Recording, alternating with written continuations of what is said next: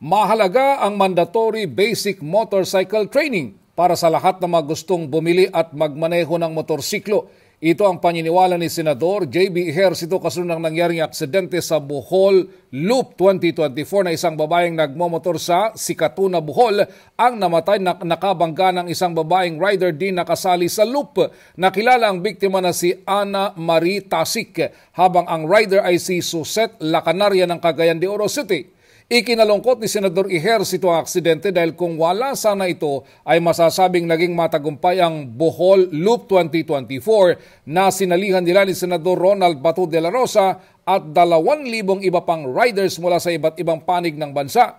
Dahil ito ay hindi karera bagkus ay layunin nitong i-promote ang tourism ng Bohol. Karamihan umano sa mga sumaling riders ay disiplinado, ngunit may 3% pa din ang pasaway ay kung tawagin ay mga kamote riders na ginagawang racetrack ang lahat ng kalye. Bilang isang responsableng motor rider ay dapat nagdadahan-dahan sa mga matataong lugar dahil hindi nawawala dito ang mga lokal na residente na biglang tumatawid kasama ng mga tricycle na biglang lumiliko. Giit ni Ejercito, dapat bago benta ng isang gustong magmotor ay hindi lang lisensya ang hanapin ng mga suppliers kundi pati certificate of training sa basic skills sa paggamit ng motorsiklo. Sa ngayon ay napakadali ng bumili ng motor at mura na ang down payment.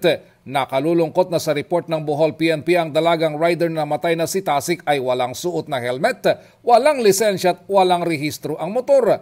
Para kay Senador JB, mahalaga ang pagsusuot ng helmet kapag nakamotor kahit pa sa mga probinsya upang makaiwas sa disgrasya. Dahil sa nangyaring aksidente sa Bohol Loop 2024 ay kinansela na ni Governor Aris Omentado ang mga kalintulad na aktibidad sa susunod na taon. Para sa MBC TV Network News, ito si Raymond Dadpaas, sama-sama tayo Pilipino.